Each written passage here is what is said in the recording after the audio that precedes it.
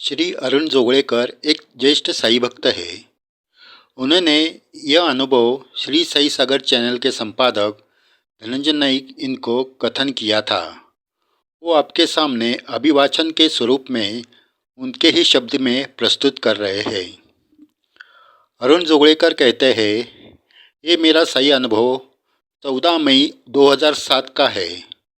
उस दिन मेरी पत्नी शुभांगी बहुत बीमार थी, इसलिए उसे अस्पताल में भर्ती किया।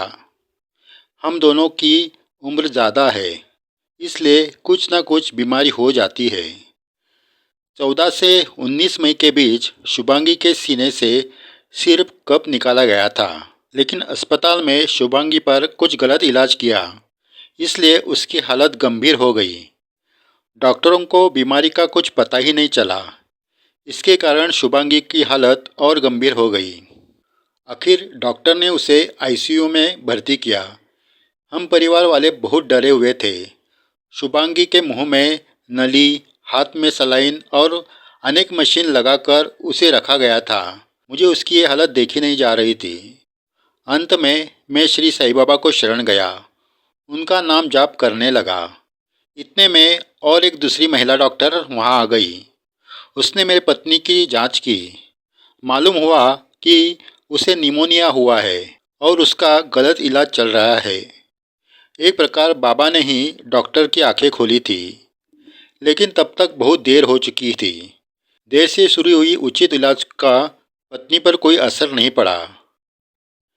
फिर वह दुर्भाग्यपूर्ण दिन आ गया। डॉक्टर ने सभी रिश्तेदारों को बुलाने को कहा। मेरे तो पैरों तले जमीन खिसक गई। मेरा बेटा गिरीश और बेटी सुरेखा मुझे सब्र देने के लिए मेरे साथ थे। हमें नहीं पता था कि आगे क्या करना है। मैं श्री साईनाथ स्तवन मंजरी लेकर आईसीयू के बाहर एक बेंच पर बैठ गया और वह स्तोत्र पढ़ने लगा। मेरे बच्चे आसपास ही थे। मन ही मन मैं बाबा को पुकारने लगा। न जाने कितना समय बीत गया। एक भयानक सन्नाटा पसरा हुआ था। स्तोत्र पढ़ते पढ़ते बड़ी आशा से नम आंखों से बाहर से ही पत्नी को देखता रहा। जन्म भर साथ देने वाली पत्नी अब मुझे छोड़कर जाने वाली है, ये सोचकर मेरा दिल बैठ जा रहा था। इसी विचार में मैं खो गया और मेरी नज़र अस्पताल के सीढ़ियों की ओर गई। वहाँ से एक फकीर हमारी ओर बड़े तेजी से चलते चलते पास आने लगा। मैंने सोचा कि उसका कोई रिश्तेदार अस्पताल में होगा। फिर मैं अपने पत्नी की ओर देखने लगा। इतने में वह फकीर झट से आईसीयू रूम में गया, लेकिन मुझे इससे कुछ अजीब नहीं लगा। लेकिन भक्तों, ऐसा नहीं हुआ। वो फकीर इधर उधर नहीं बल्कि मेरे पत्नी के बेड के पास गया। मैं चौंक गया और बड़े आश्चर्य से बाहर से ही देखने लगा। उस फकीर का कद बहुत लंबा था। शरीर पर कफनी थी और सिर पर गोल सफ़ेद टोपी थी। पतली दाढ़ी मूछें थी। मैं उसे देखते ही रह गया। मेरी पत्नी के बेड के पास वह बड़े शांत मुद्रा से खड़ा था। कुछ क्षण खड़ा रहकर बड़ी गंभीर नज़र से उसने मेरी पत्नी को सिर से पांव तक धीरे से देखा और जैसे आया वैसे ही झट से वहाँ से निकल गया। मुझे उस फकीर के इस वर्ताव कुछ अजीब लगा। मैं कुछ सोचता, उतने में वह फकीर आईसीयू के बाहर आ गया और इधर उधर न देखते वह लिफ्ट की ओर चला गया। मैं सतर्क हो गया। मैंने मेरी बेटी सुरेखा को कहा, उस फकीर का पीछा करो और वो कहाँ जा रहा है वो देखो। हम सब ने ये घटना देखी थी, इसलिए सभी अचंभित थे। सुरेखा भागते भागते उस फकीर के पास गई। तब तक लिफ्ट का दरवाज़ा खुल गया था। फकीर ने लिफ्ट में प्रवेश किया और सुरेखा भी लिफ्ट का दरवाज़ा बंद होने से पहले उस फकीर के साथ लिफ्ट में चली गई। लिफ्ट में वो फकीर और सुरेखा, इसके अलावा कोई नहीं था। फिर मैंने मेरे बेटे गिरीश को सीढ़ियों से नीचे जाने को कहा। वह भी बड़ी उत्सुकता से सीढ़ियों की ओर भागा। कुछ क्षणों में ही लिफ्ट नीचे पहुंच गई और गिरीश उसी वक्त भागते भागते सीढ़ियों से नीचे पहुंचा। वह हंफते हुए सांस के साथ लिफ्ट का दरवाज़ा खुलने का इंतज़ार करने लगा।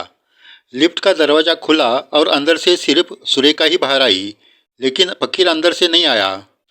सुरेखा और गिरीश दोनों खाली लिफ्ट को देखकर चौंक गए, क्योंकि नीचे आने तक लिफ्ट कहीं नहीं रुकी थी। वो बिना रुके नीचे आई थी। तब तक सुरेखा की नज़र उस फकीर पर ही थी। लेकिन जब लिफ्ट का दरवाज़ा खुला और सुरेखा बाहर आकर पीछे मुड़ी तो लिफ्ट में कोई नहीं था। वह फकीर हवा में गायब कैसे हुआ? लिफ्ट को दूसरा दरवाज़ा या खिड़की नहीं होती है, ये हम सब जानते हैं। गिरीश और सुरेखा दंग रह गए, क्योंकि एक क्षण भर में ही वो फकीर लिफ्ट से गायब हो गया था। हम सब जब लिफ्ट का दरवाज़ा खुलने पर बाहर ही देखते हैं। सुरेखा ने बाहर देखा और आगे सिर्फ एक कदम बढ़ाया, इतने में ही वह फकीर पीछे से गायब हो गया। गिरीश और सुरेखा सीढ़ियाँ चढ़कर दौड़ते दौड़ते मेरे पास आए और उस फकीर के बारे में बताया। मेरे शरीर पर तो रोंगटे खड़े हो गए। हम सब उसी फकीर के बारे में बात कर रहे थे, इतने में डॉक्टर वहाँ आ गए। आईसीयू रूम में जाकर उन्होंने मेरी पत्नी की जांच की, वहाँ के मशीन पर नज़र डाली और फिर पत्नी को हैरान होकर देखने लगे, क्योंकि इतने दिन मेरी पत्नी पर दवा और इंजेक्शन का कोई असर नहीं हो रहा था। लेकिन उस वक्त पत्नी होश में आ रही थी। जो डॉक्टर कुछ देर पहले सभी रिश्तेदारों को बुलाने के लिए कह रहे थे, वही डॉक्टर बाहर आकर बोले, यह कोई चमत्कार ही है, आपके पत्नी को होश आ गया है। हमने उनकी दोबारा जांच की है, लेकिन हम कह नहीं सकते कि ये कैसे हुआ। आपकी पत्नी अब खतरे से बाहर है।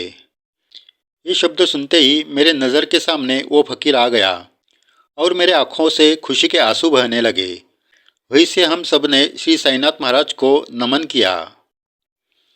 कुछ दिन बाद पत्नी को आईसीयू से बाहर लाया गया और 3 जून 2007 को वह पूरी तरह ठीक होकर घर लौटी।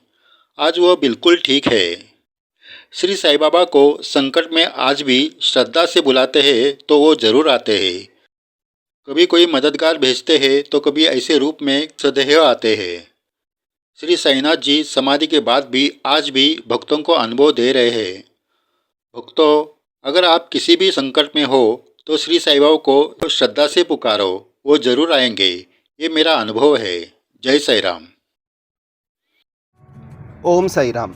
श्री साई सागर हिंदी यूट्यूब चैनल पर साईं बाबा की दुर्लभ जानकारी, साई भक्तों के अनुभव, जहां आप भी आपका अनुभव वीडियो या ऑडियो द्वारा सभी साई भक्तों के साथ बांट सकते हैं। कृपा करके आप हमारा श्री साई सागर हिंदी यूट्यूब चैनल लाइक करें, शेयर करें, हाँ याद से सब्सक्राइब करें, ताकि हमारे सभी वीडियो के नोटिफिकेशन सबसे पहले आपको मिल जाए। ओम साई राम।